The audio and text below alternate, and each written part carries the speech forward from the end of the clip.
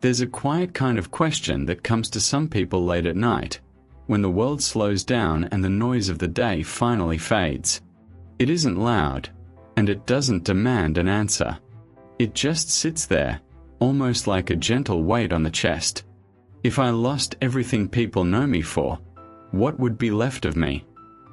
This question can come to anyone: a student who fails an exam they thought would define them, a parent whose children no longer need them in the same way, someone who loses a job, a relationship, a dream.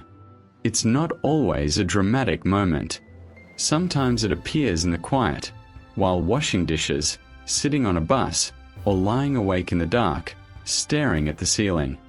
And it's the kind of question that makes the word success start to feel a little thin. We often look at people like Keanu Reeves and Robert Downey Jr. and see the surface first: fame, money, movies, recognition. But if you listen closely to the way their lives are spoken about, there's a deeper story running underneath, one that has less to do with their careers and more to do with how a human being learns to keep going when things fall apart. This is not their biography, not a secret behind-the-scenes expose. It's something softer, a reflective story inspired by the paths they've walked and by the questions that echo in many hearts, whether anyone knows our names or not. Imagine a man sitting alone in his apartment after everyone has gone home. The lights are dim, the city outside is buzzing at its usual indifferent pace, and a half-finished cup of coffee grows cold on the table. On paper, his life looks successful. People recognize him. They admire his work. They think he has it figured out. But he knows the parts of the story that never make it into the photos, the interviews, the compliments. He knows the strange emptiness that can sit quietly inside even when the world is clapping. He knows that there have been nights when getting out of bed the next morning felt like a bigger achievement than any award. He thinks of two names, Keanu Reeves and Robert Downey Jr., not as distant stars, but as mirrors of something deeply human. How a person can be praised and broken, lost and rebuilding, empty and still moving forward. He leans back, closes his eyes, and begins to trace the threads of what their lives have come to mean to him. Keanu's story, as many people know in fragments, carries a kind of gentle sadness. Much of what he has faced, grief, loss, loneliness, isn't rare because he is famous. It's common because he is human. That's what makes people feel a quiet closeness to him. They see in him a strange combination of achievement and vulnerability, a man standing in the middle of a spotlight, yet walking through life with the cautious, almost shy steps of someone who has lost a lot. Robert's path, in another way, reflects a different sort of struggle: the battle with addiction, self-destruction, and the slow process of putting a life back together, piece by fragile piece. His trajectory shows how someone can fall publicly, fail in ways the whole world can see, and still somehow find the courage to rebuild not only a career, but a self. The man in the apartment isn't a movie star, but as he thinks about them, he begins to see something about himself and about the world. The world loves the turning points, the comebacks, the before and after photos. It loves stories that sound neat and triumphant. But real life rarely feels that clean from the inside. It feels more like waking up again and again with the same tired heart, and still deciding to try. He remembers reading how people admire Keanu's kindness, the quiet way he moves through a world that keeps expecting arrogance from him and keeps finding humility instead. He remembers how Robert speaks about the people who help him, the structure he needed, the moments when he finally got tired of his own chaos. What strikes him isn't their success, but their resilience, and how that resilience often grew quietly, even when nobody was cheering. If you strip away the headlines, the interviews, the legends, what remains is something simple: two men who have failed, hurt, lost, and yet kept showing up. And in that, there is a lesson for anyone listening. Resilience is not the shiny moment of standing tall with a trophy. It's the quiet decision to stand up at all, especially when no one is watching. Keanu, often seen as a symbol of calm strength, reminds us of a kind of resilience that doesn't shout. He carries himself like someone who has learned that life can be brutally unfair and still worth showing up for. There is a softness in him, in the way people describe him taking the subway, giving up his seat, helping quietly on set, that shows resilience isn't always loud or aggressive. Sometimes it's a gentle agreement with life. I will keep going, but I will not harden myself to survive. Robert, on the other hand, reflects resilience as honest struggle, the kind that admits, I did this to myself, and still believes, I can be more than my worst choices. There is courage in that. Not the kind that makes a good movie scene, but the kind that shows up at 5 a.m. for another day of doing something different, just because the old way nearly destroyed you. The man in the apartment realizes that both kinds of resilience speak to something he has always quietly feared, that if he failed too deeply, or lost too much, there would be nothing left of him worth keeping. But maybe that isn't true. He thinks back to times in his own life when success seemed like the only measure that mattered. There was a time he believed that if he just worked hard enough, learned enough, impressed enough people, he would finally feel safe inside his own skin. The external world, he thought, would give him the internal peace he was missing. For a while, it worked. Praise, achievements, recognition, each one felt like a brick in a wall protecting him from insecurity. But with every new milestone, the fear quietly grew sharper. What if this is the last good thing I ever do? What if I can't keep this up? That's the strange thing about success built on external validation. It doesn't always silence fear. Sometimes it feeds it. Watching the stories of Keanu and Robert unfold over the years, he started to notice something. People weren't drawn to them only because they were talented. They were drawn to the way these men carried their pain. Keanu never tried to turn his grief into a spectacle. He lived with it, quietly, in a way that seemed to deepen his kindness rather than sharpen his bitterness. Robert never pretended his past didn't exist. He didn't erase it. He acknowledged it, joked about it sometimes, reflected on it at others, and used it as a foundation for gratitude. There was a humanity in that, a permission to be imperfect. The man realized that he, like many people, had been holding himself to a strange standard. To be strong without breaking, successful without failing, kind without ever getting angry, brave without ever being afraid. But that isn't resilience. That's a performance. Resilience, as he was beginning to understand it, is less about not breaking and more about what you do after you break. Late one evening, he found himself re-watching an old interview. Keanu was talking, in his usual quiet way, about suffering.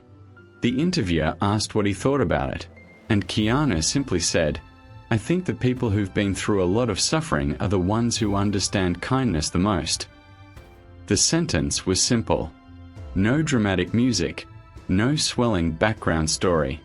Just a gentle truth, spoken by someone who had earned it. It stayed with him. Because if suffering can deepen kindness rather than destroy it, then perhaps our pain doesn't have to be the end of the story. Perhaps it can be part of how we become more human. Later, he watched Robert speak about his past, and there was another kind of quiet wisdom. He didn't glorify his destructive years, and he didn't wallow in them either. Instead, there was humility, an acknowledgement that he hadn't climbed out alone. He had help, structure, limits, and the slow dawning realization that his life could be better than the chaos he was used to. From those two very different experiences, the man pulled out a shared, gentle reminder. Resilience is not about proving your strength. It's about accepting your vulnerability and still choosing to move forward. He thought about the times he had fallen, not in ways the world would write about, but in small, private collapses. The morning he couldn't get out of bed because everything felt heavy and pointless. The job he lost after thinking it would define his adulthood. The relationship that ended with quiet words and unspoken blame. The project that failed so quietly that almost no one noticed, except him. At those times, he felt invisible. Not in a romantic, poetic way. In a painfully ordinary one. The world didn't pause for his heartbreak. The sun still rose. People still posted photos of their lives. The city kept moving. Nobody was waiting to see how his story would resolve. It was in those invisible moments that he started to understand a strange kinship with public figures who had dealt with deeply human wounds under a very bright light. The scale was different, but the inner work was similar. How do you live with yourself when you're not proud of who you are? How do you move through the day when your heart is carrying more weight than your body can show? How do you look at the future when the past feels like it's already decided your worth? He didn't have a dramatic turning point. No single day when everything changed. Instead, his life began to shift in small, almost unremarkable ways. He started by allowing himself to be honest, first with himself, then with one trusted person. "I'm not okay," he said, in a voice that surprised him. The world didn't collapse. The sky didn't fall. There was only a soft recognition in the eyes of the person listening, as if to say, "Me too, at times." He thought of Robert's candidness about the help he needed. How admitting "I can't do this alone" wasn't a weakness, but the beginning of responsibility. And he thought of Keanu's open yet private way of honoring his pain, not burying it in denial, and not building his whole identity around it either. Just holding it, quietly. Between those two examples, he began to see a path. You don't have to be okay to be worthy of moving forward. You just have to be willing not to lie to yourself about where you are. Over time, he also began to question what he had been chasing. Was it success he really wanted? Or something more subtle, a sense that his life meant something beyond what others could see or applaud? He noticed how often the stories of Keanu focus less on his roles and more on the way he treats people. Crew members, fans, strangers on the street. How his most admired traits weren't the characters he played, but the person he tried to be in ordinary moments. He noticed how, with Robert, people talked less and less about the scandals over time and more about the journey, the years of slow rebuilding, of working, of showing up, of earning trust back, of becoming reliable instead of unpredictable. It began to dawn on him that maybe beyond success wasn't a special category reserved for people at the top of their industries.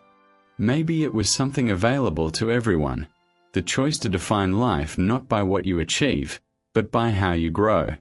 This didn't mean ambition was wrong, or that goals were meaningless. It just meant they could no longer be the only measure. Who am I when no one is watching? He began to ask himself. What kind of presence do I bring into a room? Do people feel a little safer, a little lighter, a little more seen? When I fail, and I will, do I become smaller and more defensive, or softer and more understanding? These weren't questions that came with instant answers. They were like seeds planted in the soil of his daily life. Slowly, gently, they began to shape how he lived. There is a quiet power in understanding that life will not always go as planned. Keanu couldn't plan for the losses that would mark his life. Robert couldn't plan for the exact moment when his old patterns would crash so hard that he would finally have to change. And this man, sitting alone in his apartment, couldn't plan away every disappointment, every heartbreak, every unseen struggle still waiting somewhere in his future. But he could decide something else, how he wanted to respond when those things came. From Keanu's path, he learned the value of staying kind, not as a performance, but as a way of honoring the fact that everyone carries pain. The cashier, the taxi driver, the coworker, the neighbor. If he couldn't always be happy, he could at least try to be gentle. From Robert's path, he learned the value of responsibility, not as blame, but as empowerment. If his choices had contributed to his suffering, then his choices could also contribute to his healing. The past could not be undone, but the future didn't have to be a repetition of it. Slowly, he realized that resilience isn't a straight line upward. It's a series of circles. You fall, you learn a little. You fall again, you recognize the pattern a bit sooner. You adjust more kindly, more honestly, more bravely. Some days, resilience looks like getting help. Some days, it looks like being patient with your own pace. Some days, it looks like refusing to turn your heart to stone, even when it would be easier to stop feeling so much. As he sits in the dim light of his apartment, the original question returns. If I lost everything people know me for, what would be left of me? The answer, now, feels softer and less frightening. What would be left are the small, unseen choices. The way he treats a friend in their worst moment. The way he apologizes when he's wrong instead of defending his pride. The way he forgives himself for not being as strong, as fast, as flawless as the world's standards. What would be left is his capacity to be present, to listen, to understand, to comfort, to laugh, to stand quietly beside someone who is hurting without trying to fix them or turn their pain into a story. What would be left is the part of him that is still able to be moved by beauty. A song on a bus ride, a stranger helping another stranger, a sunset that has no reason to exist other than to be seen. And beneath all of that, what would remain is a simple, stubborn willingness to keep growing, not toward perfection, but toward sincerity. That, he realizes, is what resilience beyond success really means. It's not about reaching such heights that you no longer fear failure. It's about discovering that your worth was never dependent on not falling. As the night deepens, he feels a quiet sense of gratitude, not because everything in his life makes sense, but because he is slowly learning how to live with the parts that don't. Looking at people like Keanu Reeves and Robert Downey Jr., he no longer sees unreachable lives, but familiar struggles with different scenery. Their journeys do not make him feel small. Instead, they remind him that everyone, no matter how visible or invisible, is walking through some kind of inner landscape that others can't fully see. And in that invisible landscape, the real work of being human happens. We learn to sit with our grief without making it our only identity. We learn to own our mistakes without believing we are only our worst moments. We learn to stand up again, not because the world is watching, but because we have slowly come to believe that our story is not finished yet. In the end, he understands something simple and quietly profound. Success may open doors, but it is resilience that teaches you how to live inside the rooms you find yourself in, whether they're grand stages, small apartments, or just the fragile, sacred space of a single human heart, still beating after all it has been through. And maybe, just maybe, the truest measure of a life is not how high it rises, but how gently it learns to carry both its triumphs and its wounds. When the credits roll, on a film, on a career, on a particular chapter of life, what remains is not the applause, not the headlines, not the numbers. What remains is the kind of person you became in the process. That is resilience beyond success. The quiet, enduring choice to keep becoming, even when everything you once thought defined you has changed. He turns off the light, lies down, and lets that thought rest quietly inside him. Not as a conclusion, but as a beginning.